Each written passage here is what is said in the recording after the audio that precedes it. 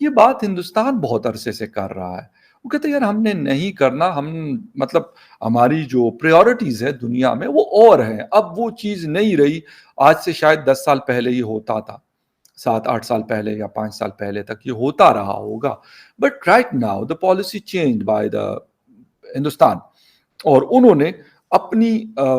جو foreign policy ہے اس کو اتنا بہترین اور سٹرونگ کر لیا کہ وہ نام نہیں لیتے، وہ بحث نہیں کرتے، وہ پاکستان کے ساتھ ڈائریکٹلی اور انڈائریکٹلی کسی چینل پہ بھی بات چیت نہیں کرتے، کوئی کاروبار نہیں ہے، آنا جانا نہیں ہے، لیکن جو ان کا بیسک جو آبجیکٹو ہے وہ اچیو ہو رہا ہے۔ کشمیر ان کے لیے ایک مسئلہ تھا، ایک بڑا درد سر تھا، اور یقیناً ایک پریشر بھی کریٹ کیا جاتا رہا ہے پاکستان کی طرف سے ماضی میں، لیکن اب وہ چیز ختم ہو گئی ہے بالکل۔ اب پاکستان عرب کنٹریز سے کہتا ہے تو وہ بھی زیادہ اس پہ کان نہیں دھرتے، بلکہ وہ کہتے ہیں یار یہ آپس کا آپ کا معاملہ، آپ لوگ بیٹھ جاؤ اور اس پہ مطلب بات چیت کرو اگر اتنا خطرناک ہے تو۔ مطلب پہلے سعودی عربیہ بیچ میں سے پاکستان کے حق میں بیانات آتے تھے، کشمیر کے حوالے سے ان کی سٹیٹمنٹس آتی تھی، اب نہیں آتی، وہ آئی سی کی طرف سے آتی تھی، امریکہ بھی کہہ دیتا تھا، چائنا کہتا تھا، یو کے وغیرہ کہہ دیتا تھا۔ چلو رشیا کے ساتھ اس وقت ہمارے تعلقات اتنے اچھے نہیں تھے تو ان کی مطلب جس طرح چائنا نہیں کہتا ہمارے خلاف کوئی اس طرح کی بات، تو رشیا ہندوستان کے خلاف نہیں کہتا تھا، لیکن اب سب کچھ بدل گیا۔ اب ہندوستان کہتا ہے یار ہم نے نہیں کرنی کوئی بات، اور تب تک نہیں کرنی جب تک ٹیررزم کو ختم نہیں کیا جاتا۔ پاکستان کہتا ہے جی ہم تو قربانیاں دینے والے لوگوں میں شامل ہیں۔ اب ہندوستان سے اس طرح کی کوئی چیز نہیں نکلتی نیو دہلی سے، وہ کبھی بھی آستینے چڑھا کر کسی کا گریبان پکڑنے کے لیے نہیں جاتے۔ ان کی جو پالیسی ہے، جو طریقہ کار ہے ان کا، حالانکہ بڑے مضبوط طریقے سے جا کے دبوچتے ہیں، لیکن یہ نہیں ہے کہ کہیں لال قلعے پہ کھڑے ہو کر اور کہا جائے کہ ہم تو یہ کر لیں گے، تو ہم وہ کر لیں گے، ہم چڑھ دوڑیں گے، یہ نہیں کہتے۔ پھر اپنا میسج بڑا کلیئرلی دنیا کو پہنچاتے اور دنیا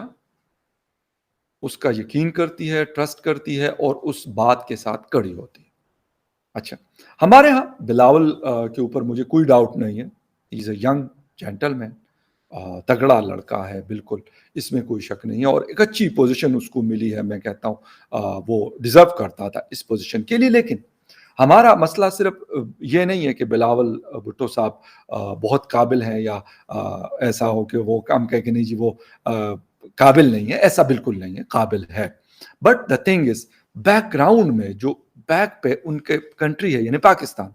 اس کے مسائل ایسے ہیں کہ اگر وہ جا کے امریکہ کے ساتھ بات چیت کرتے تو امریکہ اس کو کہتا ہے اچھا آپ کو کیا چاہیے، وہ کہتے ہیں یار ہماری تو اکانومی بڑی خراب ہے،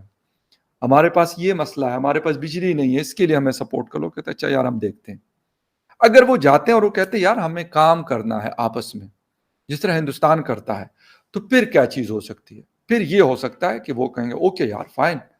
ہمیں آپ سے فائدہ ہوگا، آپ کو ہم سے فائدہ ہوگا، پھر وہ اور چیز ہو جاتی ہے، وہ بات اور ہوتا ہے جب ان کو پتا ہوتا ہے کہ یار اسلام آباد کے پاس کانے کو دانوں کی کمی نہیں ہے، اور پھر آپ کا سارا کچھ چینج ہو جاتا ہے۔ جب ان کو یہ پتا چلتا ہے کہ ان کے پاس تو کھانے کو دانے نہیں، تو وہ پھر وہ جتنا مرضی بندہ سے آنا، وہ کہتے ہیں یار یہ بس ٹھیک ہے، اس سے بڑا چھ کوئی ہے ہی نہیں۔ یہ سب سے بڑا ایک ایشو ہے، یہ ایک پرابلم ہے ہمارا، اور